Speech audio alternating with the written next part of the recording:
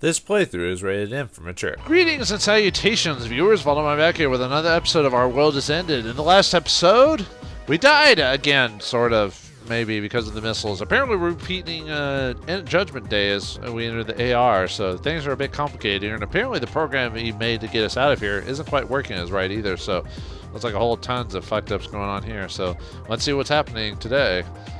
That's wrong. I survived until the end. When one missile was coming straight towards me, I knew it wasn't going to escape. And... hold on. The one who survived until the end. I clearly remember seeing you all die and completely giving up. That's wrong. I saw no I'm the one who survived until the end. I said everyone continued to die, resisted until the very end. And... weren't you the one who died first? Yeah, you broke your neck and died before everyone else. Oh yeah, that's right. Why is me dying first? The only thing that you'll agree on. Do you have a grudge against me or something? I guess so. Asakusa starts wailing. Oh, this is weird. I thought that I was the one who survived until the end. Reiji jumped in to protect me and was buried under rubble. What's going on here? Everyone seems to have seen different things. Almost like it. By the way, did any of you see, or rather perceive the moment you died? We all shake our heads. The world was drowned in white light right as it was about to be hit by a missile. I can't really say that I died. I knew it. None of us have perceived our own deaths. That means that the real bodies are still functioning, right? Yeah, that's the assumption. Wari-san nods. But we're still alive? What a relief. I still have tons of shaved ice blends I wanted to try. But why were the deaths and orders different depending on the person? Natsumi-san wonders. I wonder why I'm still alive. From what they're saying, it's safe to assume that we all saw different things, despite being in the same place or space.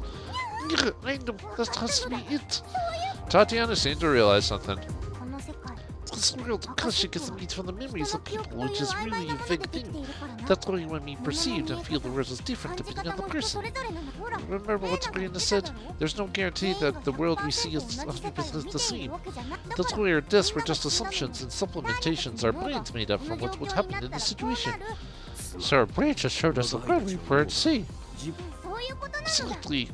Our brains are presented with a dangerous situation. The missile took and showed us an end in which we were the ones who survived until the end. After all, none of us really wanted to die, so that is to be expected. Tatiana is strangely calm. I guess she understands that this is all virtual world. Man, what if you came into this place if you were depressed and wanted to die? Like, in the back of your head you wanted to die even before everyone else died, and your brain thought, or the world thought you wanted to die because of your depression, and it killed you first. Yeah, that'd be kind of fucked up. I don't even think I want to think about that kind of crap. But why we go back one day? I don't get it. We actually have a decent explanation for that. The fact that our deaths are so different reminded me of something.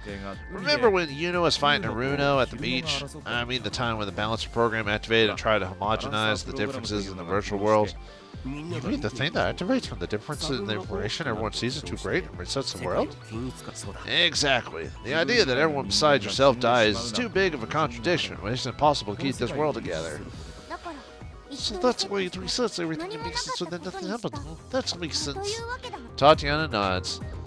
Hold on, it's good that makes sense and all, but that means that the missiles drop again when it's tomorrow noon. I don't want to see that ever again. Asakusa says, dissatisfied. Yeah, even if I know that's not real, I don't want to see any of you die. Same here. I had to see you all die so cruelly over and over again. I'd just go insane. You're already insane, lady. They all complain and grimace. Suddenly I remember what Hunter said to us. We just saw that! We just saw... Okay, not just right a second, but we saw it not too long ago! Fuck off with that flashback we just saw nonsense. Judgment 7 shall live in this world forever. That is my desire, and my hope you shall live eternally within this endless moment. Is that because it's all our collective consciousness will or something like that? Endless moment. Live in this world forever? Forever. I didn't care that much about those words yesterday, but they might be more scary than I thought. I suddenly become worried. Worry, can you get us out of here? I couldn't bear to see that again. I'd love to do that, but... Wari-san bitterly punches at his smartphone. However, just like last time, nothing happens. He sighs. And no dice. The return program isn't working. And it's probably not Turnus' doing. Looks like we're locked in a looping world of destruction and recreation. The world makes me despair so much that the words make me despair so much that my vision turns dark. God, be kidding me. I don't want to stay in this shitty world. Shitty walk. The one who speaks first is the Sana-san. Yeah, also while we're here, the real Judgment Day is approaching too. We came here on August 15th, so we still have 4 days left. We have to find a way to escape the world before then. I tell you, the virtual world is an hour in the real world, so we have quite a bit of time, but I'm still worried. Time, eh? To prevent the real Judgment Day, we have to hurry up and find a way to return there and do something about it before it happens. Chinka, can't you do something about with your debuggy? Are you stupid? My debuggy doesn't have the ability to return to the real world. I know that much. I'm asking if you use the debugger to accelerate the new world's flow of time. I mean, that'll give us time, right? Honestly, I don't understand what he's talking about. Tatiana, however, is very much a genius. She instantly gets his point and nods. I forgot about that. Let me try it. Now Tanya takes off her handheld PC and her shoulder, off from her shoulder, and starts doing something on it. As usual, she's typing at a monstrous speed. Man, I'm surprised these guys don't get carpal tunnel. I'm not sure I understand what you're trying to do here. I second that. When I raise my hand, Asakusa makes a happy face. See, I'm not the only one. Come on, Owari, explain it. I guess my lack of understanding makes her relieved and happy. She's still sad, though. Oh, it's simple. When we went in to save Reina, Obscene Man equalized the real-time and virtual time. You remember that, right? So I'm thinking of doing the reverse and accelerating the new world time. That'll make the real time flow slower. Yeah, so that's your idea. Ruka-san shouts in surprise. I see. That's a decent idea, by your standards anyway. The way she nods makes it clear that Sumi-san didn't understand it either. Hold on, I just don't get it. How about you, Kinda. How'd you, Reiji? I did, vaguely. What the hell? Why are you so uppity? This is a situation where you pretend to not understand, even if you do. That's just absurd. I sigh and give her my own explanation. You know how a day in the virtual world is equal to an hour in real life? Yeah, I know that much. That's why if we use the debugging to increase the time here even more, we can make a day here a half an hour or 10 minutes in real life. That would give us more time. Sana-san finally understands and nods. So that's how it is. Just say that from the start, damn it. I don't know anything about time acceleration or whatever. And they call Yuno their head. She complains to Owari-san. I'll be more careful from now on. So, Tachinka, how's it look? Wait a second, I'm almost finished. After typing in faster than before, she then jumps for joy. I did it! I set up! I accelerated the virtual time by a lot! Oh, how fast are we talking? Listen and be amazed. I clocked it up into the very limit and made it 256 times faster. 256? That's insane! Owari-san quickly calculates it. That means that a day here is just about 5 minutes and a half in real life. Not bad, Chichinka. That's gonna mess up our brains. To be precise, 5 minutes and 37 seconds to a day in the new world. Hold on, isn't that pretty insane? We have lots of time to search for a way right now, right? I'm a genius, so there's nothing to me. Tatiana puffs out her chest, what little there is. Gertie, praise me. Wow, Tatiana, you're amazeballs. Good job. My praise is completely genuine. Or complete. It said complete tell or complete L or something like that, so I'm gonna call it a ding. That's not enough. You have to pet my head too. She presents her head to me. The fact that she did something so amazing, but all she wants is a head pet, makes me chuckle. Alright, here you go. Good girl. Now feed her a dog biscuit. I do as she wants me to and pets her head. Did you just feed me a motherfucking dog biscuit? She's all smiles. Reg, no fair. I want to pat her head too. Yuno-san joins me. We both pat Tatiana's head. Or Tatiana. We make a huge mess of her hair. Kind of not her hair, dude. Chinka just gave us lots of time, but we can't relax just yet. If we stay here too long, we'll have to see Tokyo destroyed in each other's deaths many more times. Even if I know it wasn't real, and even if everything returned to normal afterwards, I really don't want to see that ever again. The others surely share the sentiment. They're nodding with serious expressions on their faces. Let's go back to the base for now. We have to look for other ways out. We'll look for a way to escape this looping virtual day of destruction. All of us walk into the office. God, I was hoping we were almost done, but nope. There's probably a chapter just fixing this incident, let alone anything else. Asakusa Underground Shopping Area, August 19, 2017, 10:18 a.m. Third day in the virtual world. Yesterday, during the talk regarding how we'll escape, we decided to check if we can use the terminal computer behind the 13 door. That's why the next day we'll all go to Asakusa Underground. Huh, it was here, right? Right, it was. There should be a door with a Roman numeral 13 on it here. Natsumi-san was the one who found this error spot in the first place, so she walks ahead without any hesitation. After some time in this complex underground, Natsumi-san suddenly stops with a confused expression. Hold on, what's going on here? The 13 door that was surely there last time is now gone, like it never was. In fact, even the path leading to it that was an error spot is completely gone. Huh, the door of the terminal computer is gone. So we can't go back? Wait, this is a job for debugging. Let me get sure those hidden objects. Tatiana did something on her handheld PC, but the door doesn't appear. All my commands are being rejected. That's probably not Turnus' doing. She's not gonna let us escape that easily. She still can't remember Nocturnus' name. During the meeting on how to escape, we did consider defeating Nocturnus as a viable option. However, Nocturnus hasn't shown herself even once since our first time. We can't hurt her even if we want to. If she really wants to keep us in the virtual world, then maybe we can lure her out by searching for ways to escape. That's the conclusion we reached, and we're now focusing on looking for a way to leave. Now let's retreat for now and focus on creating a program to counter the Akashic system. Also, let's pay a visit to Cafe Exit 2. There might be a way out of here, too. We went on to the Boing Street, but we couldn't find the door to the Cafe Exit. Tatiana couldn't do anything with the debuggy either, so we had no choice but to give up. We hoped that we could pass the wall like last time, or the girl A would appear, but that didn't happen. No Deus Ex Machinas for us this time. I thought that's probably not good. Alright, it's almost noon. Natsumi-san's looking at her flip-flop. It's almost time for the missile attack. It's not like this. The base will protect us from the missiles. Well, let's just go back for now. You could go to the underground if you don't want to see the results of what happened with the missiles. The fact that we'll have to witness that horror again leaves us all depressed, but we have no way of stopping it, so we just do what Owari-san tells us. So just let it kill us and just sit for the next day. Yeah, it's time. Owari-san mutters while looking outside through the blinds. A moment later, the office shakes. The missiles are landing. Exclamation point! The building begins to bend to the side. I cling to the table and keep myself from falling. This is all virtual, I know that much, but fear isn't something you can just do away with easily. True. My instincts are screaming. I don't want to die. The missiles continue to drop. The bombing makes short work of this fragile office. Asana-san and Unison are blown away by the shockwaves. Iruka-san and Owari-san catch fire and die in agony. I like how I'm voicing it almost like it's nonchalant. Natsumi-san and Tatiana fall into a hole in the floor. It's hell. Pure hell. Now it's my turn, but before it comes, the world is drowned in white. Yeah, it's almost weird how they're skipping it now, because they're like, oh, okay, you see it, it affects me, a lot. The world loops again.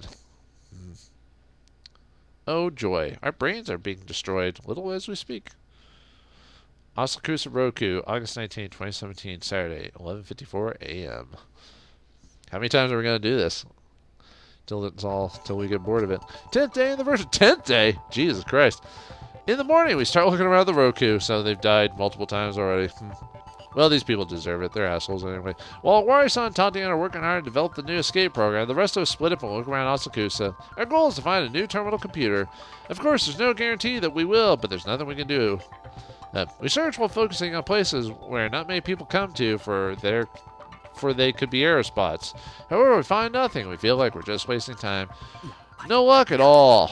I sigh listlessly. Asana-san, Unison, and Sumi-san and Iruka-san gather here too. Did you find something? No, nothing. You too, huh?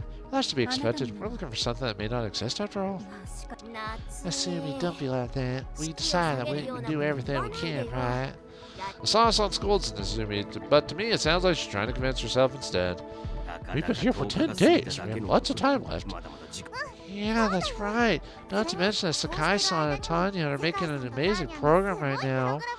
Unison's cheerful tone gives us a bit of hope, but it instantly fades for we realize that the time has come. August 19th, Saturday, 12 p.m. noon. It's the noon of Judgment Day. Tokyo is about to be destroyed. We look up at the sky and see countless missiles heading our way. They're here. Aruka-san whispers is followed by destruction. Like usual, nothing's left to Tokyo. It's a horrible sight that I've seen many times now. Asana-san, Yu-san, Natsumi-san, and Aruka-san, all of them died in the missiles, one after the other. Owari-san and Tatiana are surely dead too. The simulation is always a bit different depending on the situation. I've seen their deaths in a number of different ways by now. That kind of reminds me of like a comic book episode of Batman where Joker gets supreme powers of the fourth dimension by Mr. Mitzi Pitlick, and basically ends up killing Batman in like different ways, like a 1,000 different ways. Like each panel he kills Batman a different way. It's kind of fucked up. I'm trying to think. I think there was either a game or a cartoon or something like that had something different as well, like other than the Groundhog Day, obviously. But I sure there's something else like that referenced that too. I can't think of it now. But I'm always the one who survives the longest, which means I always have to watch them die their horrible deaths. After everyone dies, and the missile heads straight towards me. And bingo, the world loops. Hooray. Once the light is gone, the Roku is back to normal and no one is harmed. Even if Tokyo is destroyed and everyone dies, all returns to normal afterwards. I know that really well by now. I would think at some point you probably could come to desensitize to that. I don't know. Even so, the strain of my sanity is immense. I can't help but feel that I'm losing a part of myself every time it happens. Reiji, oh, we have to see this. Yu-san mutters downheartedly. Not long now, surely. My claim, however, has no basis. We have no basis in fact, Donnie. You're out of your element. Judgment 7 Office, Devram, August 19, 2017, Saturday, 11:46 a.m. The next day, and the next day, and the next day, and the next day. 14th day of the virtual world. We're going insane. 2 weeks have passed without us making any progress. Man, I almost feel bad for the people. Almost. We couldn't find a new terminal computer no matter how hard we searched, and scoured all over the place where there could be error spots. We give up a bit earlier and head back to the office. Owari-san and Tatiana are working in Owari-san's room, which is optimized for programming. Because of this, we barely saw them over these 2 weeks. As I silently sit at my desk, Tatiana wobbles into the dev room. Tatiana! It's clear that she's completely drained. I'm so tired. She heads to the fridge and grabs a Gaija-Gaija-kun. We've been here for 2 weeks, but since the day repeats, we're never short on food. Tatiana, how's the program coming along? It's not we could, but it's all useless. She looks like they're having a real hard time. It doesn't feel like the program's completion is anywhere in sight. But about you, did you find a new terminal computer? No, we didn't find anything. No matter how much we search. The situation is just awful. Awful, I tell you. Awful, I tell you. Awful. Thanks to Tatiana's time acceleration, we have lots of time left, but no matter how many days pass, we're not finding a way out of this world. We're not finding the terminal computer. The program isn't coming along. Naturus isn't showing herself on this sign of Ichirei. Am I the only one who thinks that the getting out might be impossible?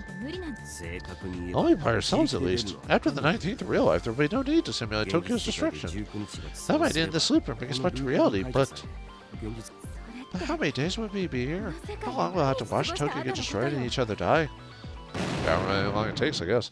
Following your shadow, loud noise comes from the outside. It's starting again. I like how they're just like, here we go again. I don't want to see it, and I shouldn't, but I just can't help but look. I look through the window and see Tokyo get destroyed again. The missiles drop, the town is lit aflame, and the buildings are reduced to rubble. Of course, J7's office will collapse soon, and we'll all die. We will die too. I've had enough. I hear Natsumi-san faint whisper. We saw and watched Tokyo get destroyed and each other die. Doo-a-doo, doo-a-doo, doo-a-doo, doo-a-doo. And the next day, and the next day, and the next day. This is fun, people. Ugh. Oh boy. 15th day in the virtual world. Everyone except Owari-san and Tatiana gather at the lounge for breakfast. I suddenly realize that one of us is gone. Where's Satsumi-sensei? She's still sleeping? The breakfast will get cold. Can you go wake her up? I called out to her. I told her that I made breakfast and we should eat together. But she didn't respond. Really? It's rare for Natsumi-san to oversleep. I don't think she's oversleeping, dude. Maybe she's not in good health. As I respond to Unisan, I feel like something's not right. I'll just go check on her. Asana-san seems to feel the same way, and she leaves the lounge. Sis, Yuno-san goes after her. A sinking feeling in my stomach, Haruka-san and I go after them. We arrive at the nap room. Natsumi-san's room is to the side here, and Natsumi's absolute defense line will kill us if we pass. I've been in her room twice before, but that's only because she allowed me in. I don't think we should go in without permission. Hell, it's a girl's room, so going in uninvited is never a good idea. Natsumi, we're going in. However, Asuna-san goes in without any hesitation. Oh, I'm going in too. Yuno-san follows after her. What do we do, Haruka-san? There's no other options. Something might have happened to Natsumi-sensei. What's going to do? We nod at each other and walk into Natsumi-san's room. There's a small source of light shining, but otherwise it's completely dark in here. Surrounded by a heavy atmosphere, we quickly find Natsumi-san. She's rolled up in her futon, not moving an inch. She's hit depression mode. It's almost like she doesn't realize that we're here. It really does feel like there's something wrong with her. Na-chan, are you alright? Natsumi-sensei, if you feel ill, you could use my healing magic on you. Or I could use whatever. Natsumi-san, do you want something to eat? I'll go buy it. She doesn't respond to any of us. Maybe she's sleeping. Then we should not wake her. She might be quite tired. Haruka-san and I head to the exit, but Asana-san is still looking at the futon. You're just pretending to sleep, aren't you? Something happened? Don't push yourself. Speak up. Asana tries to take the futon off. Exclamation point. Suddenly a hand jumps out from it and pushes Asana away. Sis! As Asana falls backward, Yuno-san runs up to her. Are you alright, Asana-san? Yeah. Asana has a blank stare, like she can't believe what just happened. Natsumi-sensei, what's wrong? Violence is Asana's thing, isn't it? It's not like you. Haruka-san looks at Natsumi-san. Yeah. I hear Natsumi-san's voice. It's shaking. I've had enough. I've had enough of seeing Tokyo destroyed and you die. Why is this happening? I don't want to see anything, hear anything. Just leave me alone. Stop dying where I can see you. She doesn't have anything more to say to us. The repeating death of her friends that gave her so much despair that she just can't bear it anymore. Let's just go back to the lounge. Yuno-san whispers. We silently leave the nap room. Yep, everyone's slowly becoming depressed again. God, how many times in this game we're going to have the everyone's depressed, and then we survive, and then everyone does this, and then we survive, and it's almost like it's dragging out quite a bit. I get, us toughening up to the situation and all that other stuff, but I don't know, man. It just feels like it's just padding. Unable to do anything, we return to the lounge. The breakfast has gotten cold, but none of us feel like eating it now. Natsumi's state was so shocking that we're all feeling dejected now. It came as no surprise, though. Having seen Asakusa collapse and our friends dying over again is bound to push her to the breaking point. Is she past the breaking point? Will we all collapse to the fear of depression? Will we be able to escape this hell on earth? Find out next time in the next episode of Our World Is Ended.